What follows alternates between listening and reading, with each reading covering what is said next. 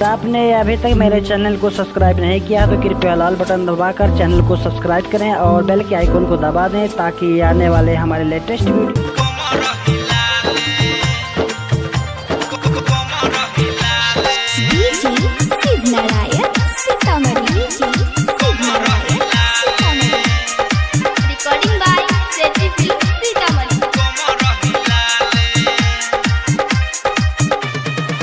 गे तोरा दीदिया के होई छबिया गे छौड़ी कनी कम रहिला ले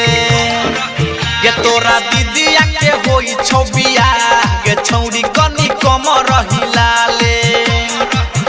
हे गे अपना जवानिया के तार हे गे अपना जवानिया के तार डीजे वाला से चेक करवा ले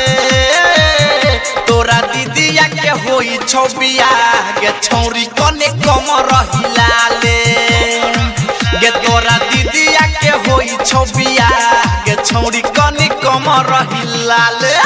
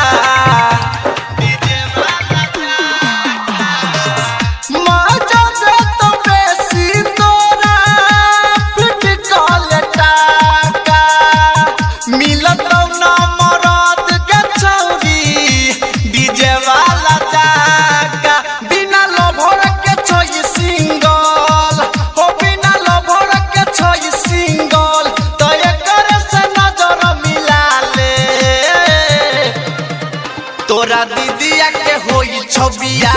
गे छौड़ी कनी कम रहिला ले गे तोरा दीदिया के होई छबिया गे छौड़ी कनी कम रहिला ले recording by Sethi film Sitamarhi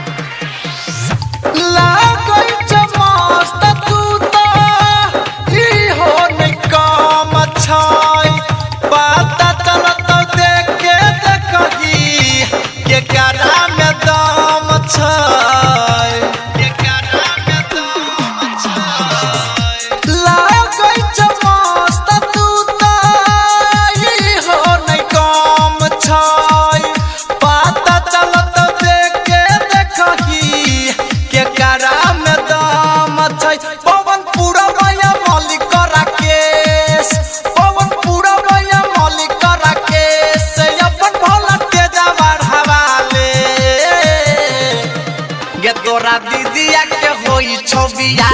गे छौड़ी कनी कम रहिला ले गे तोरा दीदिया के होई छबिया गे छौड़ी कनी कम रहिला ले।